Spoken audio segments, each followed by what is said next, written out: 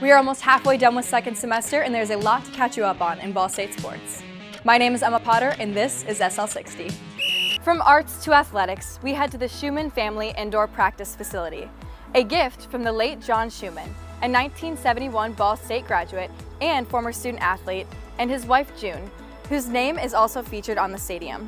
This sprawling 84,000 square foot facility provides critical indoor practice space for the Ball State football, softball, baseball, and soccer teams, while also providing opportunities for the entire campus and the broader community, including the Pride of Mid-America Marching Band. The indoor practice facility's regulation-sized competition field is named Briner Field in honor of 1969 Ball State graduate Ken Briner and his wife Peggy. Bellarmine has had plenty of success against teams from the Hoosier State. Ball State not so much against Kentucky teams. For more on this, let's kick it over to Emma Potter. Charlie, out of the 294 times that Bellarmine has played a school from the state of Indiana, Ball State has not been one of them. This is the first time these schools have had a matchup ever in the long tenured history of both of these programs. However, the odds are against Ball State as they are 2-16 against schools from the state of Kentucky. Point there, Miss Potter, thank you so much. Again, the first ever meeting between Bellarmine and Ball State. This is only the fourth year, actually, that Bellarmine has been in Division I level, so an interesting matchup here, the first one in the two histories of these programs. Yeah, Coach, you started this game out under, but then called a timeout and went on an 18-0 run. What did you say to your team during that timeout? I can't really say on TV, but I was disappointed with the way we approached this game. Very proud of what we did Saturday. Just as disappointed with our approach the first half. Our offense was stagnant. They were going under a bunch of ball screens. We took the bait, fired up a bunch of threes. We got some things going early in the second half. I think at the under 8 timeout in the second half, we were 17 from 23 from the field because we actually passed the basketball a few times and got some easy shots. And Coach, in a preseason press conference, you said you trusted about 3.5 players on your team. Has that trust changed since then? Yeah, it went up Saturday and it went back down today. So, that's just part of basketball. And when you're dealing with a bunch of new guys and young guys, we got 3 guys that played college basketball. We got a lot of growing to do. And these are difficult games to play in at times, especially after what we did on Saturday. But a mature team continues with the right approach and continues to get better. I'm not sure we did that today. Thank you, Coach. Thank you.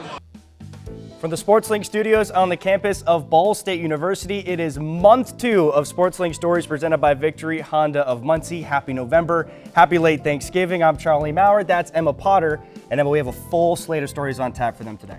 Exactly right, Charlie. This month, our producers took a deep dive into this past semester, focusing on women's sports and what they were able to accomplish this semester. We're going to take a quick break and hear from our sponsor, Victory Honda of Muncie. When we come back, we'll have our first story of SportsLink Stories presented by Victory Honda of Muncie.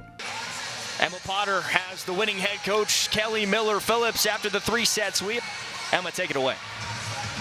Thanks, Charlie. Here with head coach Kelly Miller-Phillips. Coach, your focus this week was your attacking rhythm, and you guys seem to do a really good job of that tonight. What are your thoughts on that performance? I'm happy with that. That's what we talked about. A lot of things we had emphasis on, I felt like we certainly put into play today, having a much more balanced offense, not just relying solely on 1 or 2 attackers, and that helps everybody hit at a higher percentage. I thought we did a nice job.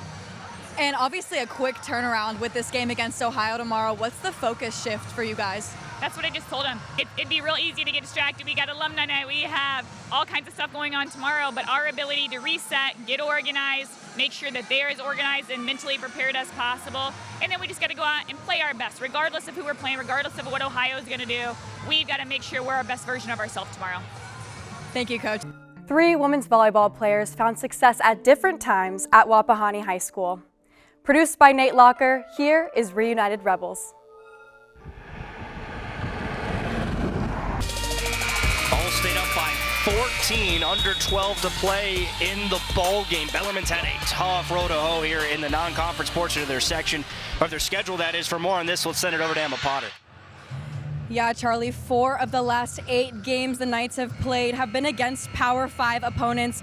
When I asked head coach Scott Davenport about the tough schedule, he said, the schedules we create, it's about the players. It's tremendous exposure for the school, and even more importantly, it's a tremendous opportunity for learning situations. He said to be in those atmospheres that these teams provide is something that players will never forget, but most importantly, these games are important for his players to learn and grow as a team.